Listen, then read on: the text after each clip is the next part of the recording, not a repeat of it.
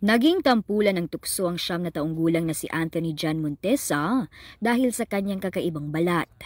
Kwento ng kanyang ama, sanggol pa lang si Anthony, ay may patsi-patsing itim na sa kanyang katawan. Dahil hirap sa buhay, ni minsan, hindi nila napatingin sa doktor ang anak.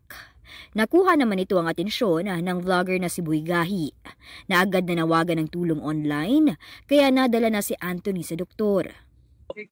Parang hitsura ng tuko. Mamaga ba na makapal? Parang matigas. O yung kanyang balat.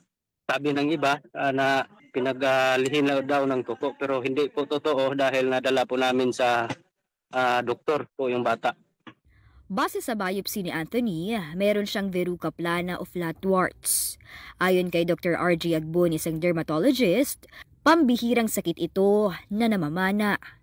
Based on these data, meron po yung patient na tinatawag po nating epidermodysplasia verruciformis or EV. So kahit po wala po yung mga kapatid, pwede rin po yun. So medyo nasaktuhan lang po na nagkaroon po siya. Dagdag pa ni Doc, nagagamot naman ang EV. Yun nga lang dahil inborn, mataas ang tsansa na bumalik ito. Kaya maintenance na gamot sa balat ang kakailanganin ni Anthony. It's treatable but we cannot cure the condition na po. I think the most practical mode of therapy would be cautery. Sinusunog po yung lesion para po matapyas po yung makakapal na wart-like lesion. So in private practice, we usually charge 3,000 to 5,000 per area. Simulat sa pool naging tampulan na ng tukso si Anthony. Pero hindi siya natitinag, kaya tuloy siya sa pagpasok sa eskwela. Si Doc may paglilinaw sa sakit ni Anthony at mahalagang paalala. Sana po wag po nating husgahan yung mga pasyente or yung mga tao po na nagkakaroon po ng sakit sa balat. Especially in this case po, it's a very rare condition. Hindi naman po ginusto ng pasyente na magkaroon po siya ng ganitong kondisyon.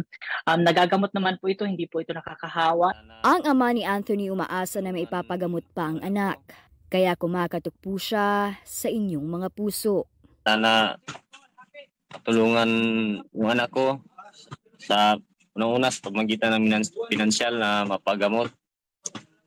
Sana po may makakatulong.